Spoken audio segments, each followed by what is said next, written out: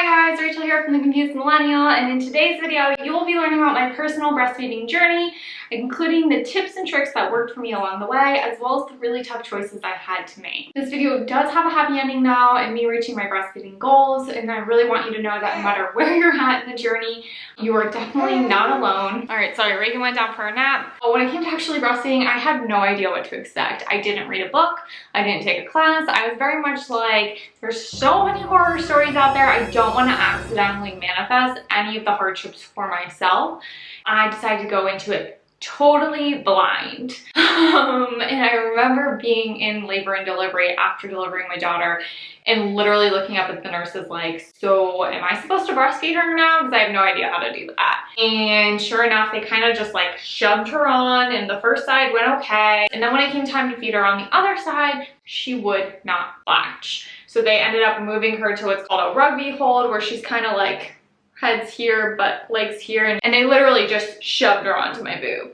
And in doing that, they actually ended up bruising my nipple. I remember the next morning waking up being like, oh my god, this is black and blue, this hurts. I know I said at points like, this hurts, and everyone was kind of just like, oh, that's new breastfeeding sensations, that's normal, that's to be expected. Anyway, so we went through the first nursing session, if you will. Call it a success because at the end of the day, she latched onto both sides, so by all means, it was a success. However, that night when it came time to nurse her again, I had no idea what I was doing, so I had to call the lactation nurse that was on staff that night. She came into my room and she verbally walked me through how to latch my baby onto me. She taught me the basics of a good latch, where you line their nose up to your nipple, make sure that the nipple's all the way in, deep in there. And I was like, okay, cool, I got this. We figured it out. We did it on both sides. I felt comfortable. I thought this is gonna be fine. Only I wake up the next day and my nipple is really black and blue. Every time she's nursing, it really hurts. It feels like knives. And I called another lactation consultant to come in. She looked at my latch. She said everything was great. I was like, okay, well, I think she has a tongue tie. A tongue tie is basically when the frenulum in your tongue, that little wiry part underneath your tongue, is so far forward that it doesn't really allow full range of motion with the tongue to come forward. Here's like your nipple. The baby's tongue needs to come out enough in order to like flick the nipple up to get the milk out. And so a tongue tie can't come up enough, so it ends up leading to pinching of the nipple, which is why I was in so much pain. I said to the lactation consultant, I think she has a tongue tie. They were like, no, everything looks good. You have 2 different holds already, like you're fine, don't worry about it. I went to another lactation consultant that was on staff. Same thing happened, and I started to feel like I was crazy because every time she was nursing, I felt like knives were getting cut into me, but they all kept telling me she didn't have a tongue tie and my latch looked good, and that I was just experiencing normal new mom breastfeeding sensations, which really was not sitting right with me. Fortunately, our last day in the hospital, our pediatrician came into the room, and the very first words out of her mouth were, she looks great, she really does, but she has a tongue tie, and I want you to see my in-house lactation consultant. And I was immediately so relieved because I knew there was something wrong, but nobody would listen to me at the hospital. And so the next day we went to see the lactation consultant. I want to put a quick pause in this story to let you guys know that my daughter literally started cluster feeding from the day she was born and did not stop for like 2 weeks. And if you don't know what cluster feeding yet is, it's a totally normal thing where your baby just eats a ton and like non-stop. And it's really important in the first few days of their life because that's what establishes your milk supply, but it usually only lasts a few days. Mine lasted like 3 weeks. So that's just kind of, you'll hear me reference back to that throughout this next part. So we go to the lactation consultant and she can tell I'm just drained. At this point, I think I had my daughter latched onto me for like 14 hours a day. She would nurse for literally like an hour and a half at a time every hour. So I would maybe have like 1 hour off. But she pretty much did not nap, I thought, because she was eating, and I didn't realize that she was actually sleep eating on my breast, because anytime I would go to unlatch her, I'd be like, oh, she fell asleep, let me unlatch her. She'd start eating again. So I had really like no idea what was normal, what wasn't normal. In the hospital, they told me that anything beyond 40 minutes was no longer nutritional, but I still didn't. When I'd go to unlatch her after 40 minutes, she would seem frustrated and want to keep eating. So I kept letting her eat because I was taught like to feed on demand, and that was what's best for baby, and they're gonna get what they want and need and all this stuff. The lactation consultant ended up being a huge relief.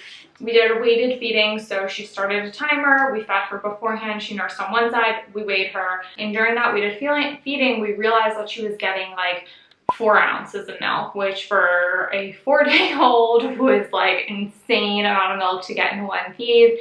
And she's like, listen, the tongue tie is not preventing her from being able to get the amount of milk she needs in order to grow healthily. With that said, like, you're clearly not comfortable, so let's wait and see what happens. Start by cutting your feedings back to 20 minutes on one side, 20 minutes on the other, and then put her down, leave the room, give her a pacifier, do whatever you need to do. Don't go above the 40 minutes. I was like, okay, cool, got this. So that was on a Friday. The weekend went. I stuck to the 40 minutes. However, whenever she would fuss or cry, I would go ahead and latch her again. So while I was sticking to 40 minutes, I was doing that basically every hour and a half. And so typically the recommendation is you feed the baby every 3 hours. So by the time we went in for our 1-week appointment on Tuesday to our pediatrician, I actually had my worst day postpartum. My hormones were crashing. I was really emotional. I was tired. I was drained. There were tons of babies born at the time that she was born. And so in the main waiting room, it was full of kids. In the baby waiting room, there was 3 other babies. There were kids screaming, kids crying. I thought I had popped a stitch down there. I had a 2nd-degree tear, and so I was panicked, and my midwife said to stay on bed rest until my appointment the next day. And when I tried sitting on this bench, it just felt like, if you've had a baby, you know how that can be really uncomfortable to sit with all the pressure down there during those first few days healing. So I just remember standing in this corner at the pediatrician's office behind my husband, sweating like a mad woman because I was having hot flashes as all the hormones were coming down, and just crying. And then right at the moment I was really about to break, we get called and get put into a waiting room. My vision has gone black and I'm about to faint. The pediatrician comes in, she's like, how are you doing? I'm like, I've been better. And we went through what had been happening up at that point with her feeding schedule. And she told me that she really wanted me to stick to the 3 hours. You know, my daughter was back up to her birth weight after like 3 days of being born. She was gaining 2 ounces a day. And to kind of put that in perspective, most babies gain, like, a healthy target number is 1 ounce a day. And I had a lot of friends that were like, maybe you should find a new pediatrician. Like, and I honestly was like, no, she's totally right. That's the advice I needed to hear. That was the advice I wanted to hear, but felt like a bad mom if I were to do that on my own. And so I was really happy with the choice of pediatrician at that moment, because it was what was best for my overall sanity and my overall well-being, and in order to continue down this journey of breastfeeding without growing resentments towards my daughter and without quitting. Because honestly, at that 1-week point, spending 14 hours a day latched to my baby, if I was going to be going back to a traditional office after maternity leave, there is no way I would have stuck with it. It hurt like hell. And it took up so much time. Like, I could not do anything other than feed her. So it was challenging. The following week, we went back into the lactation consultant again to see how things were going. At that point, with shortening the feeds down to 40 minutes and with spreading the feeds out to once every 3 hours per the lactation consultant and pediatrician's advice, things felt manageable. I was still in a lot of pain. My nipples were still cracked, but they had been cracked since day 1, where I figured, okay, maybe this is everything still just healing. I'm not like on the verge of tears every time I'm nursing her. This is way less frequent than I had started out. I can stick with this. Let me see what keeps happening. So at that point, the lactation consultant really left the option of whether or not to do the tongue tie procedure where they snipped it to increase her range of motion in my hands. Cue breakdown. The very next day, I had my first milk bleb. If you don't know what a milk bleb is, it is basically a milk blister on the nipple. It's kind of like a blockage where skin grows over one of the ducts. It's a little white dot. They typically kind of like heal themselves over time. However, I wanted it off and I wanted it gone, and I wanted it gone right then. So I did everything from like making a salt water solution and letting my nipple soak in it, hot water and massage, trying to pick it off with my fingernail. And as I kept trying to do all these different things, what I didn't realize at the time was I was actually increasing my milk supply in that breast, because the hot water, the massage, that all stimulates more milk. All of a sudden my breast started really hurting, and for like 2 days I could feel like this lump.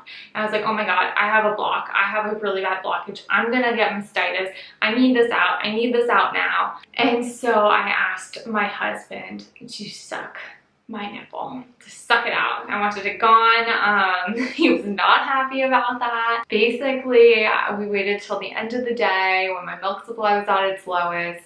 I had him get down on my knees, and you know, he was so freaked out by the idea. He literally just tried to go like this, as if that was gonna get it out. I was like, no, you actually have to like suckle the teat, dude. You have to go in order to get this out. And so it was definitely not his favorite moment into parenthood. I just had a baby, so he had no room to stand on, and he did it, and he did it like a champ, and we got it out, and there was actually some blood that came out. And from what I had read, the blood is totally normal. If my baby had gotten it out, that would have been totally normal too, but we had tried everything. I positioned her also where her jaw was in line with the blockage. So literally feeding her where her butt was up here, her head was here at one point, to try to get her to be able to force it out, because wherever your baby's chin strikes your boob is going to be the heart, the strongest part.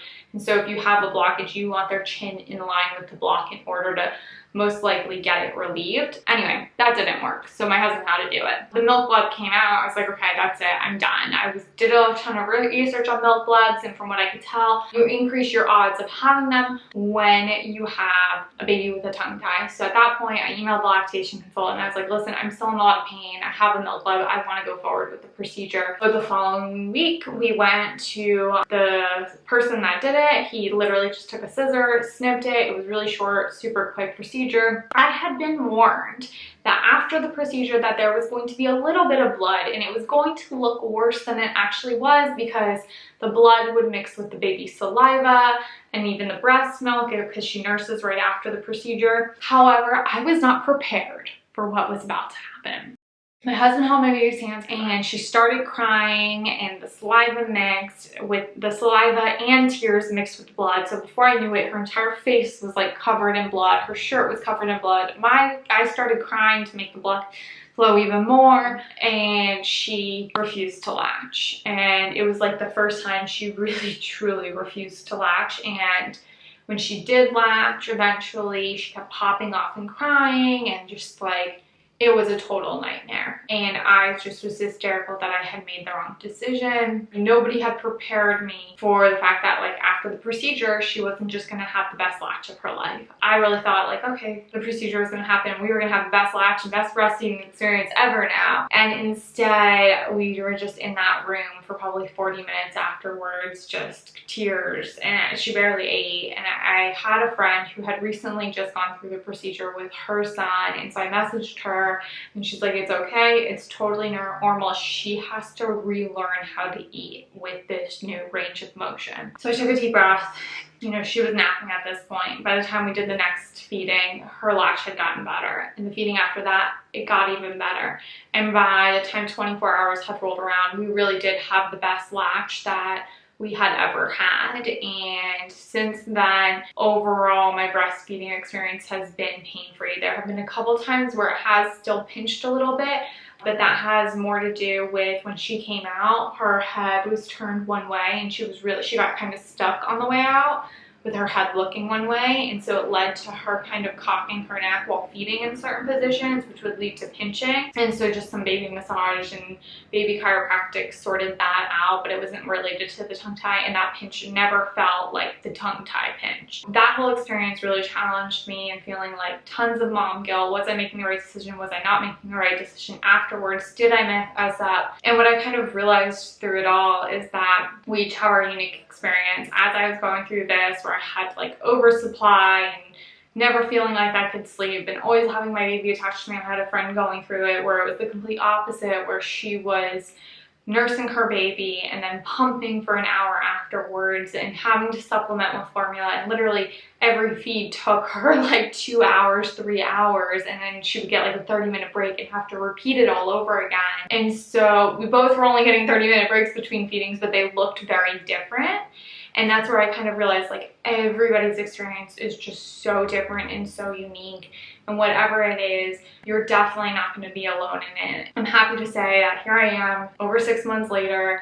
I only spend an hour to an hour and a half a day feeding my baby. She'll take a bottle. There was a point around 3 months where she stopped wanting to latch for her 7 p.m. feeding. And I couldn't figure out why. I couldn't figure out what I did. I beat myself up. I felt like my body was failing. I felt like I was failing as a mom. And so my husband would end up giving her a bottle while I pumped. And every day for that month, I would offer her the breast. She would fuss, cry, would refuse it. We'd give her the bottle. I tried different position the next day, same thing. I just kept trying different things and I kept offering it. And then sure enough, after a few weeks, she went ahead and latched all over again. And so no matter what ends up happening in your breastfeeding journey, just know you are not alone. Every experience is different. It changes even from month to month within your own experience. When you think you have it, you may not have it. When you think you don't have it, you may get it. Like I shared in the 13 tips and things moms want you to know through your breastfeeding journey. One mom, her baby didn't latch for the first 3 weeks and then started latching and has been great ever since. Every experience is unbelievably different. And if you enjoyed this video, make sure to hit the subscribe and notification buttons because you won't want to miss my next one all about my breastfeeding essentials. These are the items that made my experience a lot easier. Last week, I even shared the top breastfeeding tips that myself and other new moms want you to know, and it really covers the entire spectrum from oversupply to undersupply to being able to latch to not latching, all of those different types of things that you end up experiencing and that you never would have thought about when you became a mom. And in the meantime, check out these 13 breastfeeding tips and also more content on what it's like to be a new mom.